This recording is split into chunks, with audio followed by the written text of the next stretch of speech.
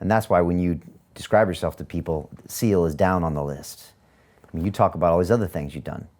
And that's why you kept it going with these races, with the 100-mile race in San Diego. I'm from San Diego. Right. And listening to that story, it was right by the bay, I think you did it, right? And the craziest thing about the book is you go for this 100-mile race, no training, right? Mileplex and Ritz crackers. I heard this story about 16 times listening to all your stuff. But you said... Hospitality Point. Hospitality Point. I think it was mile 79 or something? 70. 70. You said that's when you had one of the most powerful moments of your life. It wasn't 3 hell weeks. Nope. It was running a 1-mile track over and over again in one of the most beautiful climates in the world, San Diego, California. And you found your what? That's when I knew. That's when I knew, even through my 3 hell weeks and through Ranger School. I mean, I'd gone through all these things already. And I endured so much pain already. I thought, man, I reached the pinnacle.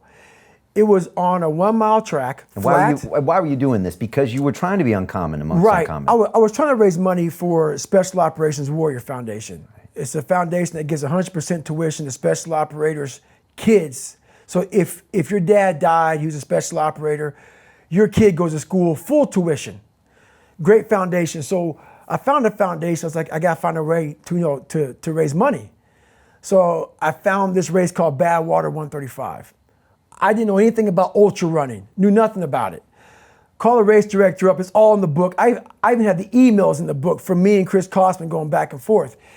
And he basically says, you have to qualify for my race. I was like 200 and some odd pounds. I was a bodybuilder now, wasn't a big runner. I literally did 20 minutes on the elliptical trainer every Sunday. That's it. That was my cardio. I lifted weights, and that's what I did. So I call him up on a Wednesday, and he says, basically to qualify for the Badwater. Which is 135 miles. 135 miles through the Death desert, Valley. Through Death Valley. In the summertime. I thought it was a stage race where you ran like 5 or 6 days, because I didn't know that was humanly possible. So I called him on a Wednesday. He said, you got to qualify. There's only 2 more races I could do to qualify for the Badwater before the deadline ended. One was in San Diego, Saturday. So Wednesday to Saturday, 3.5 days, 3 days, it's not a lot of time. So I'm like, all right, I guess I'm gonna go try to do this race. So I go out here, have a blue lawn chair, Ritz crackers and Mileplex, and I'm gonna see my crew person every mile. And I get to mile 50, I literally detail it perfectly in the book, but at mile 70, I'm broken. I didn't train for it at all. 0 training for this race. But this is when I start realizing, man, my God, man, this is when I realized we are not even trying. Because at mile 70, I was in the worst pain of my entire life. I was broken. I thought my 3rd hell week, I was really bad off. No, there's nothing I can ever imagine being worse than this race. And it was the easiest 100-mile race I've ever done in my life, ever. But I wasn't prepared. And so at mile 70, I'm literally in this chair and I'm pissing blood. I'm crapping up my back. I'm in the worst shape of my life. And I'm like, I need to quit. I need to quit. But what I did though was through my life, I realized that your mind wants to quit. It's called the 1-second decision. I call it the 1-second decision when your mind is spazzing out. And it's like, we gotta get the fuck out of here. We're miserable. Let's go home. And at mile 70, I was there, but I didn't get there till I sat down. It's like, oh my God, my blood pressure dropped. I was dizzy, lightheaded, and the pain just came over me because my body thought I was done in my mind. So I sat there and said, you know what? I might quit. I knew I wasn't, but what that might quit did was it kind of gave my mind all that anxiety and let it go. Because my mind said, oh, he's gonna quit. So we're gonna sit here for a while and just sit here. We're done. So I literally start to get food, hydrate up, and I'm dizzy and I can't stand up. So now, after a while, I stand up. And I said, you know what? I'm gonna quit. But once again, I knew I wasn't. There's a trick to the mind. So you're fucking with your own mind. That's right. Give Advanced your mind, level. This is black belt that's shit. right. Give your mind a little bit of space. Because if it knows I have 30 more fucking miles to go and I'm in the worst shape of my fucking life, My mind's gonna say, no way, dude. So you gotta give it some space. Say, you know what? If I can stand up and walk 1 mile, this would be the biggest achievement of my life because I'm death. Right now, I'm death. If I can get up and walk 1 mile, that'd be the best day of my life. I walked a mile. And I won't go too deep into it all. I got 2 miles. Maybe I'll try 3. I did this to mile 81. At mile 81, the person crewing was like, hey, you know what?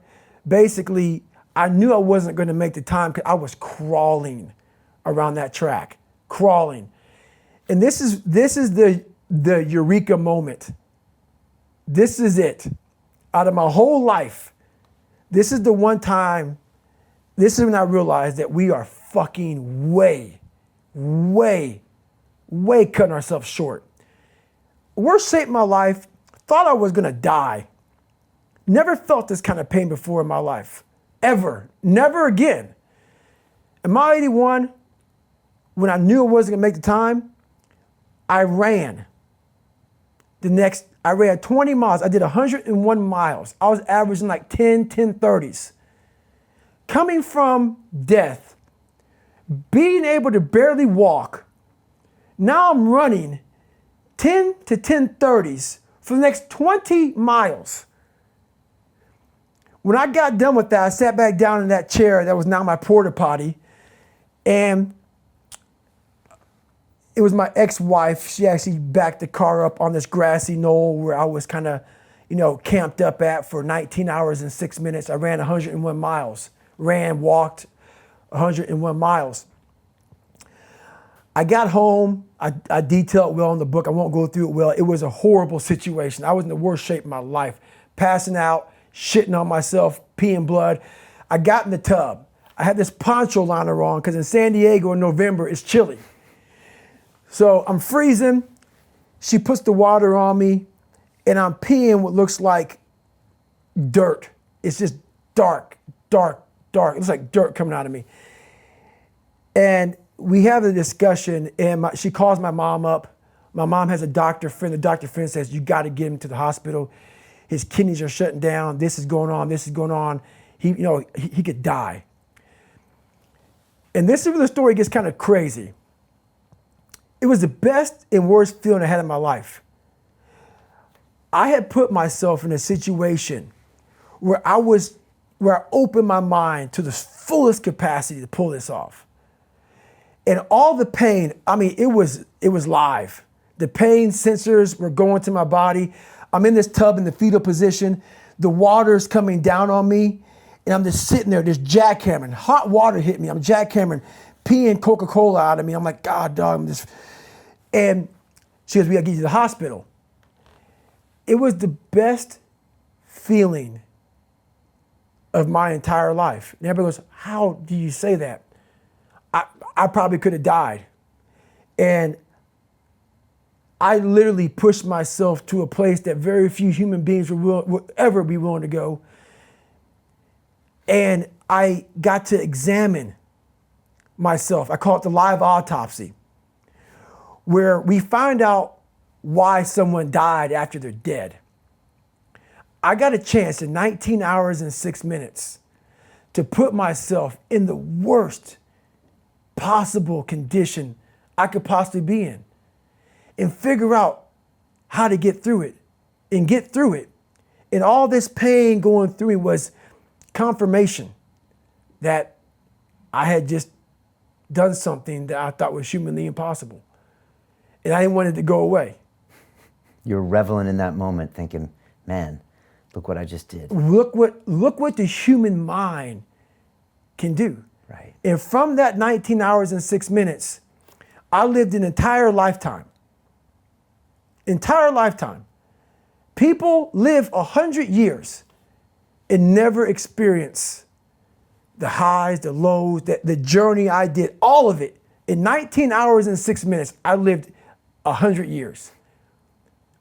And I try hard to put it in the book, but no one will ever be able to really understand what that was about. And I was like, if I die here today, I'm fine with that because I just literally pulled off something that I never thought was even humanly possible.